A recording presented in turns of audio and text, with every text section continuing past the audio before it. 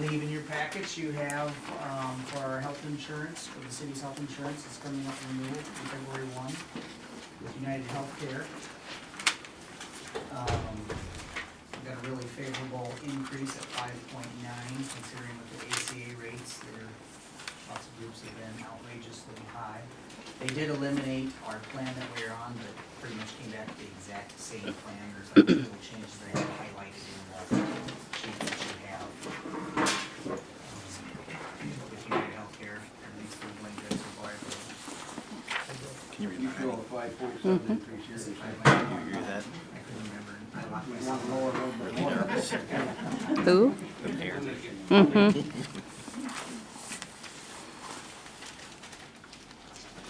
As they should be.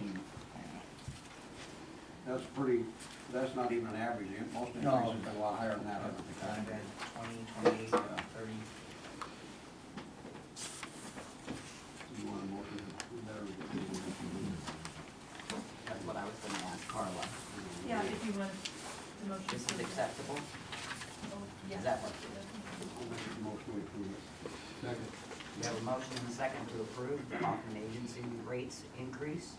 All those in favor? Aye. All opposed? Motion carried. Thank you, sir. See you later. Ed? I'm here tonight to represent the airport board or the airport commission. And you're gonna be seeing a lot of me. We're gonna be an active commission. We've got some great folks on there, and we've got some really great plans. We are the best airport in the county, and we're going to make it even better as we can. A few of the things that we've been doing is we've been working on new leases for the T hangars, and we've completed those and are in the process of getting those signed. It's a little slow getting people involved in studying them and getting in compliance. We've had to make some changes out there, but we're working on that. We filled 3 empty hangars. Have a waiting list right now for 4 more people who would be willing to come in. And our, if you look at the, I believe you should have a photo and a printed sheet. The photo is of the airport area, and I think I mentioned a couple times at council and to people individually that there is land that is owned by the city, that is within the confines of the Annapolis Airport and should be tax exempt. So, under the purview of the commission, I contacted the assessor's office and showed him those things, and so that's been changed. So that 15-acre piece up on top will now be tax exempt. And will be included in that. I do have a little, where it says 43 acres, it should be 58. So total acreage should be 73, and I can make that correction too. So our goals then is to make the airport as self-sufficient as it possibly can. And one of the things that's going to make that important and possible is that we're going to have to make sure that we're in compliance with all FAA and Iowa DOT regulations. And that's a few things that we're having to make some changes on with that. Also currently working on the FBO lease, and it's going along. We've got some things we need to keep working on, but that will be completed by the end of the month, or probably even earlier than now. So we should have everything, hopefully everything in hand by the end of the month. So I wanted to ask our commission members to be here tonight because I wanted, Alan was here, and I know Merlin and Casey back there, and I'm really thrilled with working with these guys. They're very energetic, very dedicated to what we're doing, and I think we're going to do a good job for you. So, Good. does anybody have any questions for me? Okay, thanks. Thank you, Ed. And I don't have a question, sorry, behind Ed's, I added, there's a piece of, something in the agenda Oh, sure, okay. about about metering the hangers separately or together, and there's something in your packet from DGR that was a pricing, that if they wanted to meter those hangers separately, everybody had electric meter or meter them all as one. So that's just a decision, something they're looking for direction. Ed, do you copy? Did I get your copy there? I have a copy of the agenda, yeah. No, Okay, yes. no, No, this- okay, No, sorry. okay. Now, is that, would we go back and retrofit the existing 8? Well, he says, okay. One of my questions, Ed, would be, do they need electricity inside those hangars? If they do, what for? Well, the cost per month is, varies some. And I don't know if you saw in the recommendation that I made on the leases, what it is that if you're going to be using heater for your airplane, if you're gonna have it on, you need to have one that you can dial up and turn on and off so that we don't have it going. But the range of costs ran from like $40 a month up to over $100 a month. And we need to have the electricity there for the door, so you know, that's necessary. I think that maybe we need to really kind of look at that closely, because we're gonna add another $25 per month to the cost of a hangar operation. And that's not gonna really benefit the city, it's gonna be pretty much a lost thing, so, I think it's something we should, you know, we can talk about, and consider, but, yeah. You know, and, I guess as a commission, we'll talk about that, and talk to Dan too, so. And I don't know how soon he needs an answer for that. Okay, I meant to call him before tonight, because I know he's working on that. Oh, and the funding was finally passed by Congress for the transportation, bill, so, you know, funding is there now for the hangar. I guess another question would be, do we need individual meters? Well, the only problem I've had with it is Mike on and I went out there one day and some guy's got one of these $25 little electric heaters from Baumgars sitting in there just running away. And I can't begin to imagine that without cost us some month's time. That's a good question. I wonder if we could meter them as needed, if we know somebody's gonna have a heater or have a plug-in. I mean, you guys will monitor those hangars, won't you? Yeah, we're gonna be doing pretty consistent monitoring, going in, looking at, finding out what's there, and, that's covered in the lease, you know, we're telling them in the lease what they need to do in terms of that. I guess if we have violations, we're gonna have to, you know, but it seems like maybe a little drastic step at this point. It's, kind of, you know, keep it simple stuff, but, Yeah. so, and, we may set a guideline where, you know, if we get outside of this, we're gonna have to do that and tell them, that, so they wanna minimize the cost. It's gonna be an expensive adventure to meter them all. Yeah, it would, yeah. No, all hangars are the same price out there? Currently, yeah, well, yeah, they are, and, if you looked over our lease, you'll see that we've kind of changed some things where we're allowing, well, and I guess something I could, address also is, we are going to, have a shared hangar lease. If you, Mr. whatever, Jones has, 2 airplanes, and, you can get them both in that hangar, he pays the price of one hangar, he doesn't pay any extra. If he has a friend or somebody in there, and he's storing an airplane that he doesn't own, then that person's gonna have to pay for that airplane, and we're losing some revenue, because we've got, probably about 6 or 8 airplanes out there that are not being, are not paying. Well, what's the meaning? Well, airplanes run really well on autopilot. Airports don't. And that's, Well, I mean, if that's they're what rent, we're, it's supposed to be renting a hangar, That's- I would get the rent. that's what we're doing, yeah. Before there was no shared, Yeah, in the previous leases, there was Yeah, but yeah. nothing about sharing it, you leased it and then they were putting more in it, where Yeah. now this will, And there was a the new lease will. prohibition against subleasing it, and, you know, so there was some, you know. so And we're- most of the planes out there are spray planes? no, Oh, no. No. they're- That's they're about all- the only ones Right. that ever use the airport. They're all, well, no, those are the most obvious, because they have some really intensive activity out there in, July, August, you know, some of those, so, yeah. No, we currently have like 15 private airplanes out there, and, our goal is to maintain 10, for our NIPIA certification, and, we're well within that, so, And we're working on this constant, we're making changes. And you said how many are on a waiting list for the hangars? Right now, we have 4 that I know of for new hangars. And they're from around this area? Yeah, mine is one, and we've got, yeah, they're, you know, within this area, within 20, 25 miles or so. So, hangars are above that.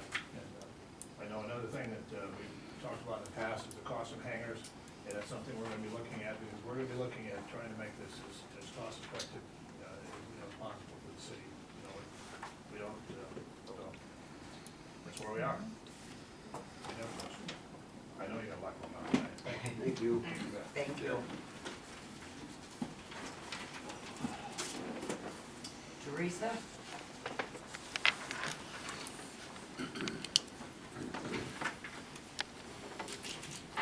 Good evening. I believe that in your packet you have a copy of the Monona County Economic Development 2015 Annual Report. And I'd like to point out some highlights about that if I could. On the cover page, you will see a little logo that says Think Local, Spend Local.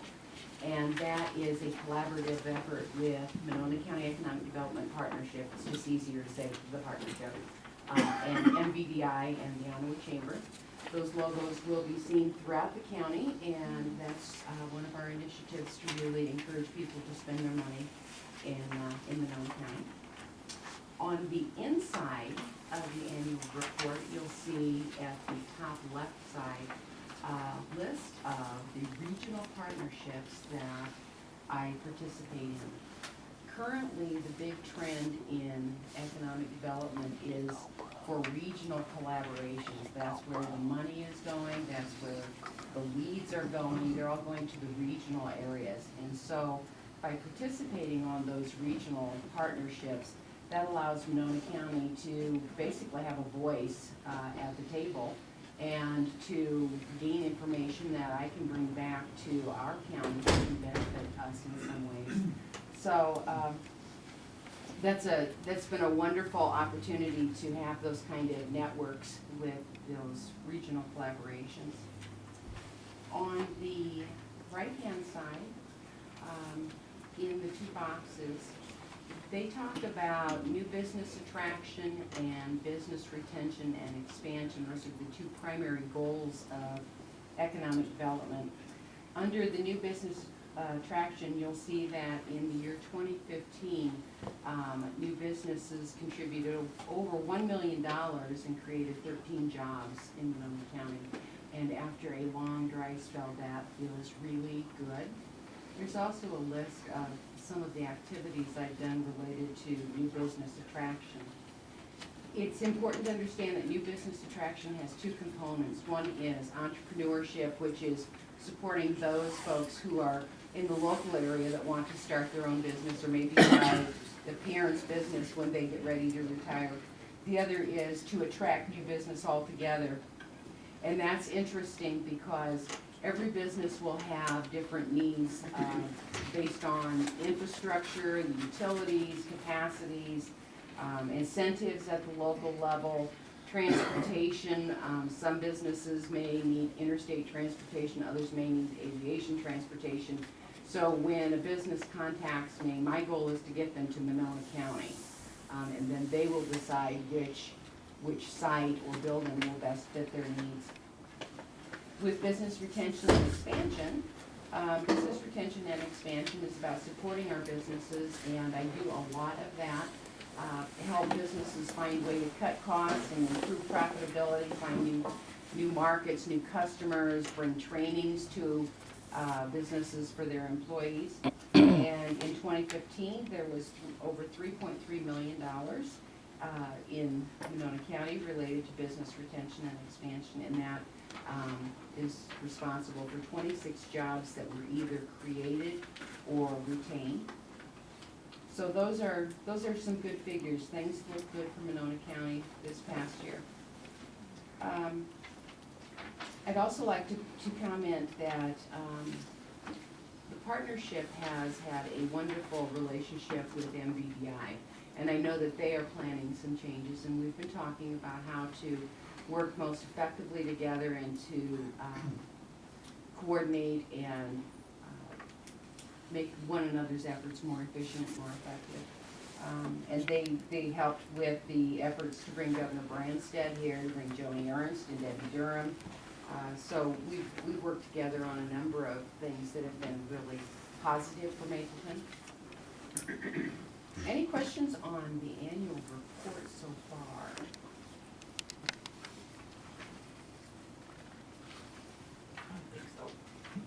Okay. I would also like to invite the city of Mapleton to join membership with Monona County Economic Development. My board is a board of 15, and those board members are made up of people geographically throughout Monona County. That includes bankers, healthcare, insurance, elected officials, utility providers. One of my board members, Jeff Bean from Western Iowa Power Co-op, is here with me tonight. Thank you, Jeff.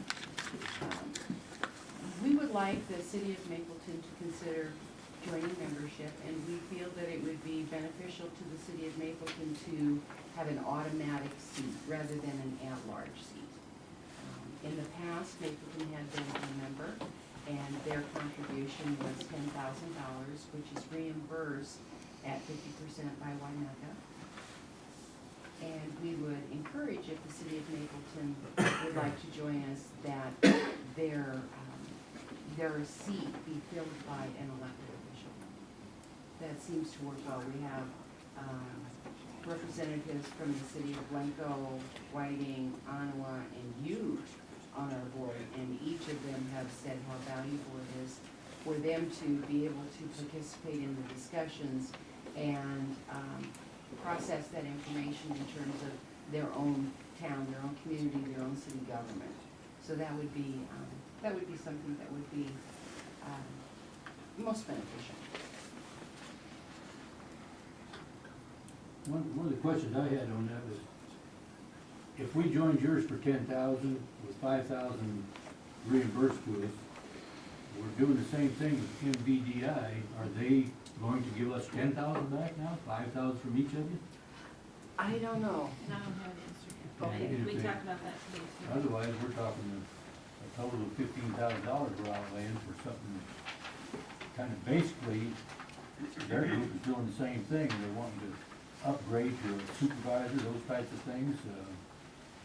I guess at this point, we need all that hashed out and put together before we can decide. I agree, and from the conversations that I participated in with MVDI, they're looking at moving potentially to a chamber and with a half-time person, and that person then would be responsible to take on the things that volunteers are doing right now with the retail promotions and the event planning for the community, which is a component of economic development. Yeah, because in their proposal, which I've read, they intend for this person to also be looking at new businesses with that type of thing. And what I'm getting at is, this is almost a double overlap. Do we really need both? I think each serves a different function. Well, I'm In sure they my do, but the way opinion. they've written theirs up, they're gonna cover all those functions. But that's not your problem at this point. You know, and I'm continuing to really be optimistic about them forming a chamber. I think it would be a great thing for the city of Mapleton. It really would, because I know that the volunteers for MVDI are the same people doing the retail promotions, doing the events, et cetera, and having a person who's devoted to that would be a good thing. Other questions? Comments, thoughts? Anybody else? The only thing we could do is take it into consideration, work on the budget. We can't Exactly. make a decision That's tonight. why We just it's have to- Yes, and I knew We're that. gonna let Ray it all down and Okay. One of us wins the lottery tonight. Worry about it. Thank you for your Thank time. you. If I could just interject one thing, Western Iowa Power Cooperative was an original funder of the Economic Development Group. We put in $30,000 per year for 3 years. That was our commitment to get this group started.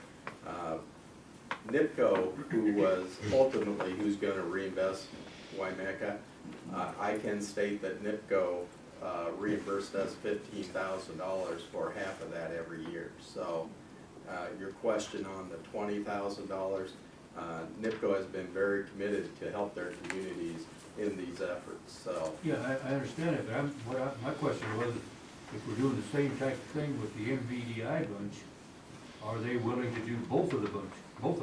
Yeah, I can't answer for NIPCO, but my guess would be yes. Yes, it was. I mean, if you're, That's what I would want answers on before we make any. yeah, kind of I decision. mean, you could contact NIPCO, but I'm sure they'd be very supportive of both groups. Okay. Thank you.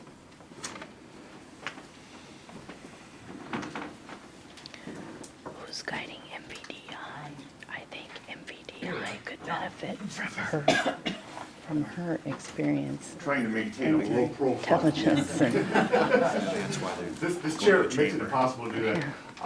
I just want to touch base with you very briefly tonight. I'm not going to make my full presentation this month. I'm still touching base with some of the council people. Need to talk to the mayor too about the plan for MVDI 2.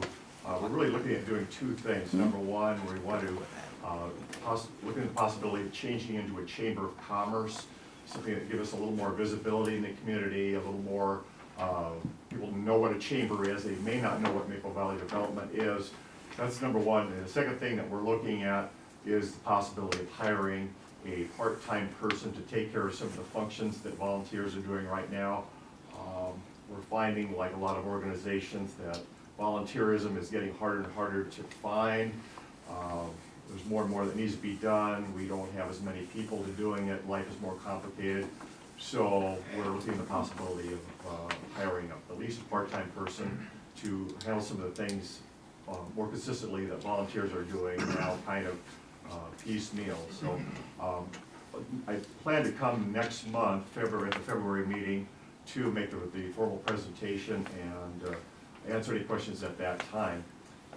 In the meantime, I want to touch base with a couple more people. I've talked with you personally, and I want to follow up and get everybody covered so that we can, I'm kind of fine tuning the plan as I get feedback from the council and from the mayor too. So. Okay, thank you. Thank you, sir. Thanks, Sean. Okay, Dave, you're up.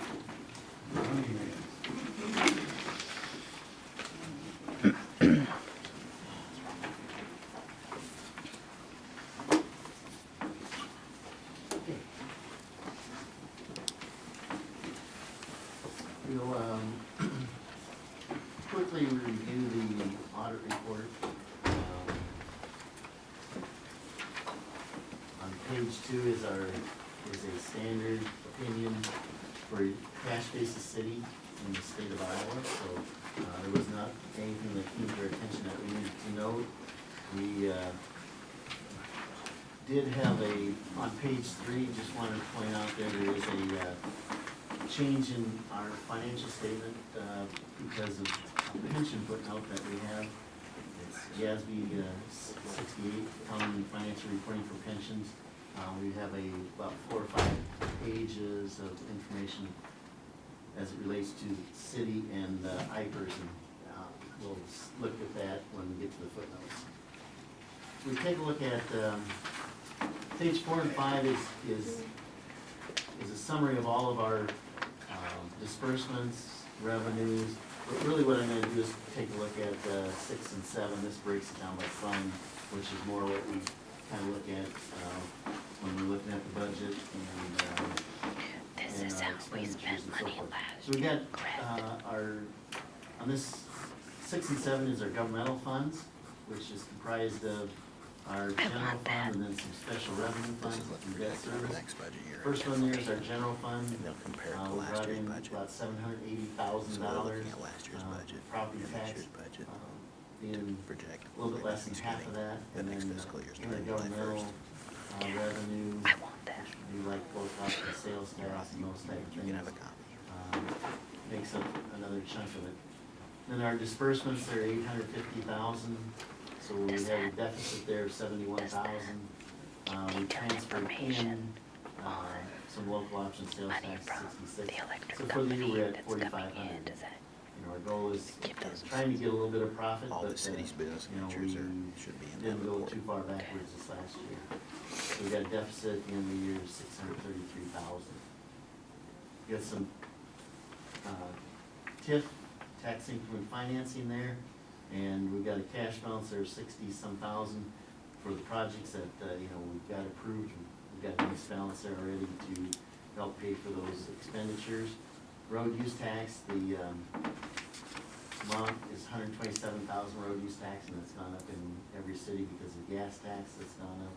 And we'll see, you know, we'll get a full year of that this next year. And then we didn't have a lot of expenses because we got some street work coming up. So we got a balance there of 338,000. Local option sales tax, we brought in 105,000, transferred out to 60, and so we've got 40,000 for our infrastructure projects. And then debt service, we got 36,000. And so when we do the budget process, we'll be talking about how do we want to spend that money, because you know, we can spend that on like kind of projects, so we might as well get that spent. Hey, Dave, on the transferred in funds, just out of curiosity, when you transferred in 66, why didn't you just transfer in 71,546 and make it a zero balance? What was the, Well, because the levy, or the local option sales tax, we have a voted in how much we can, you know, how much is for the swimming pool and how much is for the property tax relief. Yeah, so that's what we have to follow, is that, what the voters voted in. okay. The transfer in was our maximum we could transfer. Right, yeah, exactly. Our, page 8 is our utility funds. You can see the electric there, almost 1.4 million. Expenses are about the same, so we broke even for the operation. We had some other revenues that we collected, you know, from, communications, the Wymeca, and then, some other non-operating revenues, and then, we paid principal and interest there of 61,000, adding those two together. And then we transferred 4,000 out to the general fund, so we ended up, electric, increase in cash to $108,000. Water, in the next one, you can see we took in 230, we spent 270, so we lost, $40,000. And similar on the sewer, we took in 150, we spent up 207, but there was, I think Mike said about 50-some thousand for the sludge. Yep, the sludge removal was 54,000, which was a minimum. Yeah, so you can see that that would have been close to break even, without that, and then we had to pay our, debt payment there, 15 plus interest. Both of these funds, we've increased the rates as of July 1, so that's not in those numbers, so just wanted to point that out also. And then our gas there, and of course, you know, remember, these are cash basis, also.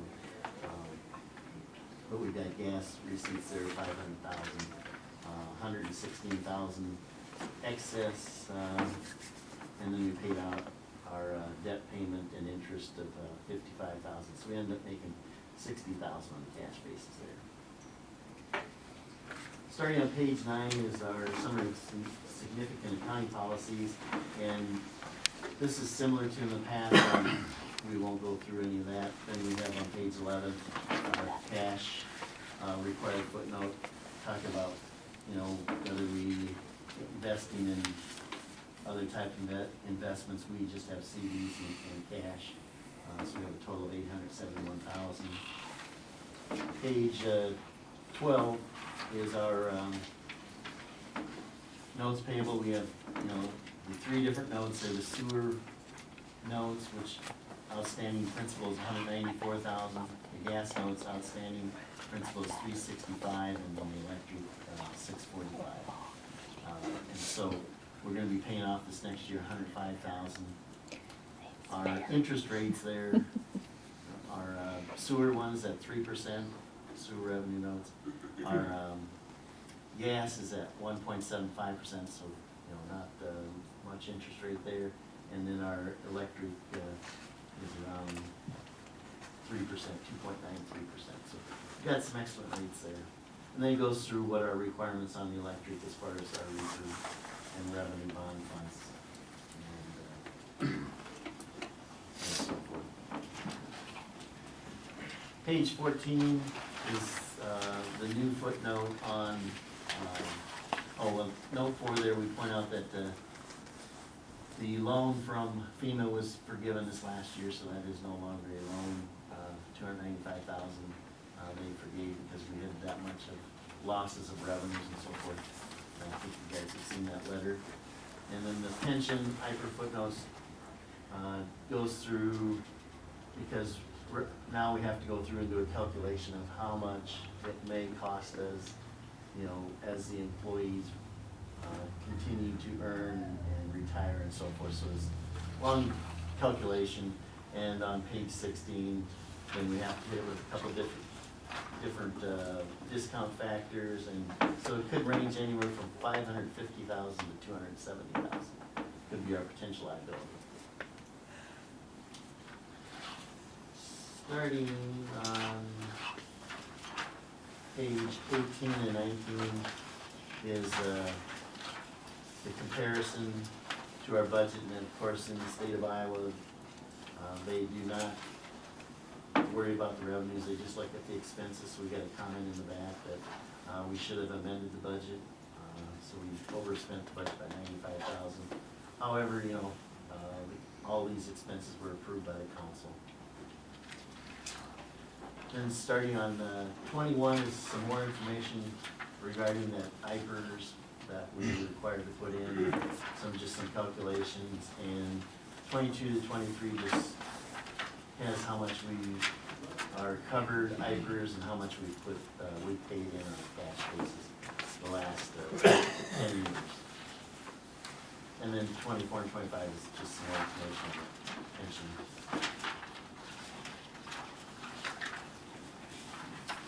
26, 27 is our debt again.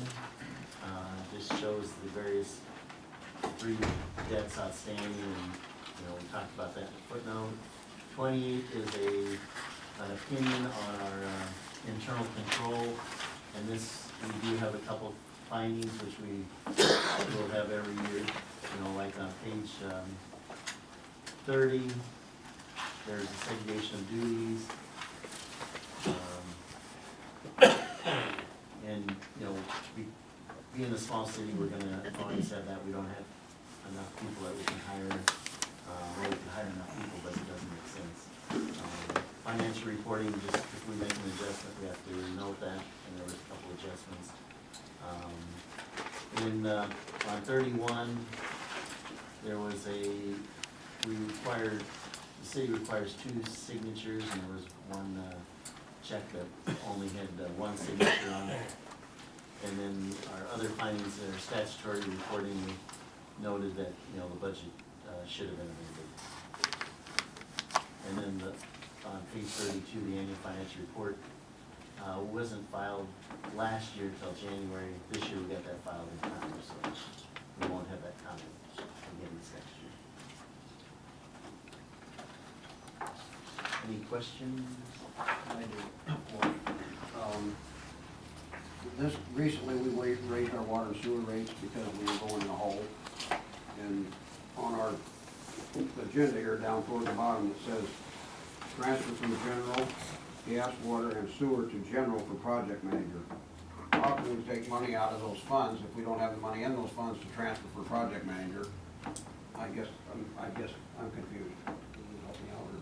Well, last year, Dave, when you came, I'll let you take it, but when you came and presented, I don't think it was the audit. No, we talked about that at the budget time, and I think the council at that time voted to go ahead with that, and that's when we said we were gonna fund the project manager's salary out of those 4 funds.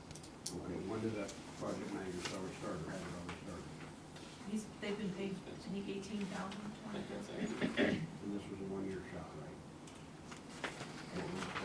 We didn't determine. Or is it just the max 50,000 I maximum over guess, yeah, till the the 50,000 life. runs out, however long that may be. 50,000 for the. Right. So that just puts those funds in a deeper hole then, right, once we transfer that? Okay.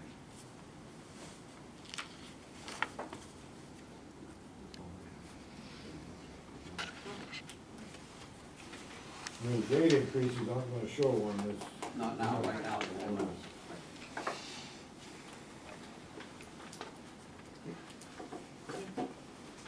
That's all I have. Thank you, Dave. Dave.